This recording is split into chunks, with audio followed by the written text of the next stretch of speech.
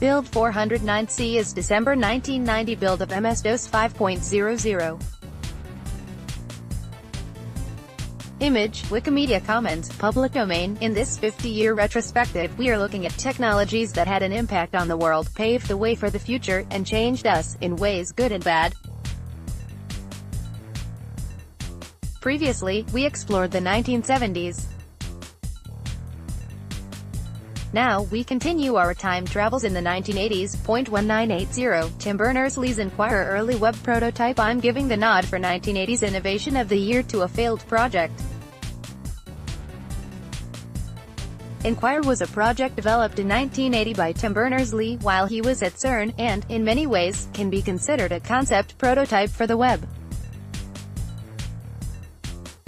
Read also, Happy 29th Birthday World Wide Web, Inventor slams tech giants. ENQUIRE was a bit more like a cross between HyperCard and a wiki, and required central maintenance.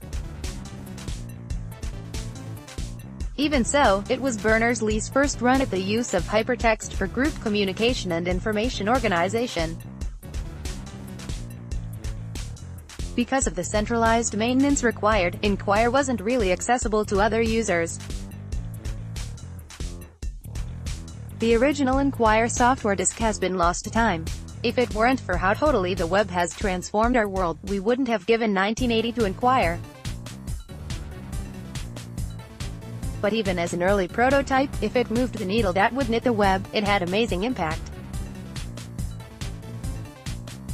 Runners up, Pac-Man, one of the most popular video games of all time, The Empire Strikes Back, arguably the best of the Star Wars series on the movie that kept the franchise alive, the Microsoft Z80 soft card, a device that brought CP/M business programs to the Apple II, and the Timex Sinclair ZX80, one of the first very low-cost personal computers. IBM Personal Computer Model 5150 with monochrome phosphor monitor, model number 5151, and IBM PC keyboard.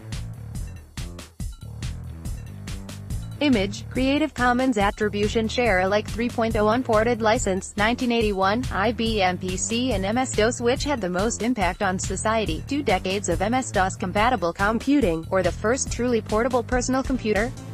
Go ahead and argue that down in the comments. CNET, IBM fighting counterfeiters with world's smallest computer. I chose both the original IBM PC and MS-DOS as a pair, because those two products together created the incredibly vibrant desktop PC market that dominated computing well into the late 1990s, and then spawned Windows, which dominated until the early 2010s. Runner-up, the Osborne 1. Well, the Osborne 1 was the first truly portable business computer. It ran CP/M, an older generation OS compared to MS-DOS. It was also a pain to use with 2 under-capacity floppies and constant swapping of disks. The Osborne 1 existed, and for some die-hard purchasers, it was mission-critical, but it didn't demonstrate the ultimate utility of notebooks and laptops. 1982, Commodore 64. What happens when you introduce a product that's way cheaper and outperforms the market leaders? If you back it with good marketing and a smart production process, it takes the world by storm. That was the story of the Commodore 64, introduced to the world at $595, about a third of the cost of an Apple II at the time, and well less than an IBM PC. Read also, Retro Games announces the Commodore 64 Mini at one point. The Guinness Book of World Records listed the C64 as the best-selling computer of all time. Key to the machine's success was better-than-expected graphics capability and a sound chip that made electronic music production possible for home computer buyers. Runners-up, ColecoVision, IntelliVoice, Cray XMP, and Diet Coke. 1983, Lotus 1, 2, 3. Earlier, we spoke about how the pairing of MS-DOS and the IBM PC created a dynasty. But it was 2 years later, when Lotus 1, 2, 3 was introduced, that what became known, simply as the PC, became unassailable. Lotus 1, 2, 3 was the PC's killer app. It was much faster than VisiCalc, had better graphics, macros, and combined features that previously required users to leave one program, swap floppies, and launch another. VisiCalc was often touted as the reason businesses bought Apple IIs. When Lotus 1, 2, 3 was introduced by Lotus, it knocked VisiCalc off its business use pedestal, and the Apple II along with it. Floppies were a pain, and when IBM introduced the PCXT, with a built-in hard drive, some of that pain went away. As you might imagine with an IBM machine, there were a lot of configuration options. I managed to talk a client into buying me one, a very big score for a kid right out of college, and I recall it was around $6,500 and $1,983, or about $16,350 today. That was a huge expense for business, but the combination of Lotus 1, 2, 3 and the hard drive-based XT was so compelling, businesses by the thousands bought both. That's a killer app. Runner-up, IBM PCXT and Compact Portable, Image, Creative Commons Attribution 3.0 Unported License, 1984, Macintosh. It was, for many years, a failed product. Under a cloud of strife and abuse under Steve Jobs' sharp tongue and biting ridicule, the Macintosh held but a fraction of the exploding PC market. Also, if Apple's Mac has any future, it's in the cloud, but it changed everything. It took more than a decade, but the dominant computing UI, which we still use at work to this day, was the Windows and mouse model created by Xerox and pioneered by Apple. Users of the 1984 Macintosh would identify and be able to use the 2018 Macintosh, for the basics defined as far back as 1984 are still in use today. Further, the UI pioneering and Jobs' brutal attention to detail gave birth to the modern smartphone, and that, too, changed everything. 1985, Nintendo Entertainment System. It was the year of PageMaker and the laser printer.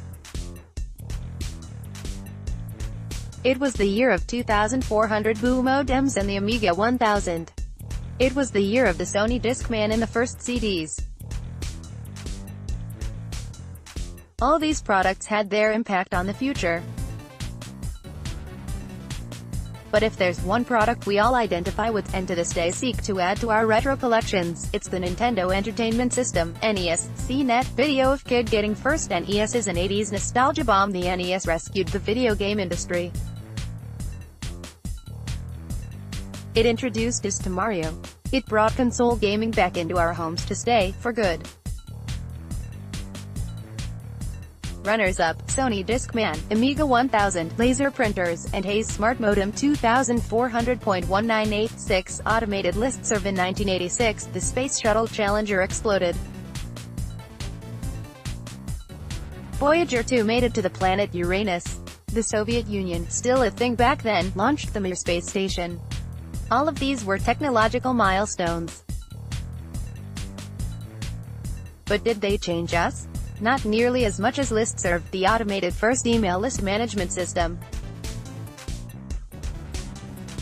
Listserv allowed bulk email sends, allowed users to subscribe and unsubscribe, and vastly extended the reach of conversations online.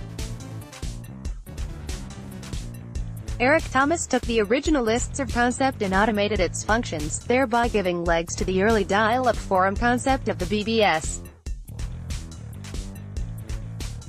Listserv made the world just a little bit smaller and brought us all a little bit closer. At its most simple, HyperCard was an interactive Mac page with buttons, fields, and scripting. Image, ZDNet, 1987, HyperCard. It's hard to overstate the level of buzz Apple's HyperCard caused when it was first announced and demonstrated. For the first time, ordinary users were able to create astonishingly deep graphics-based applications. I started my first company around HyperCard, and for the time, before a new set of Apple managers forgot why it was created and relegated it to the tomb that was Claris, the power of user-created content took off. Read also, Apple has finally announced the iPad we've always wanted. HyperCard, though, was the seed for so much. It was the seed for the first wiki and, eventually, a more complete web prototype from Tim Berners-Lee.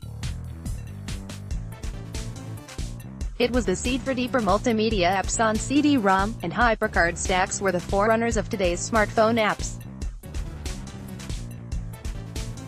HyperCard ultimately failed, hung out to dry by an Apple that didn't then value user-created content.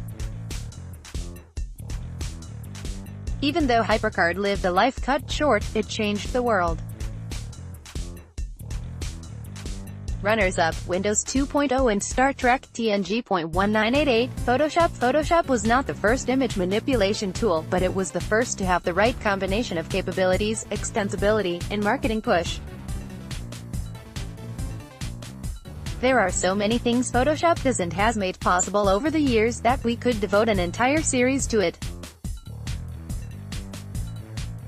CNET, Adobe Lightroom CC faces an uphill climb. Photoshop, though, is our winner for 1988, because even now, 30 years after its introduction, most graphics professionals, including your writer, could not imagine a workflow that does not include Photoshop. Runner-up, the Morris Worman Prozac. GPS-provided position reports with unprecedented accuracy. Image, NASA, 1989, launch of first GPS satellite. Tim Berners-Lee invented the World Wide Web in 1989. Even so, we're giving this year's nod to the launch of the first GPS satellite, and saving the web for 1990, when the first web browser was created. Read also, your phone's GPS is about to get a massive upgrade. GPS is transformative and impacts millions of people's lives every day. When my wife and I evacuated Hurricane Irma, we didn't turn to maps.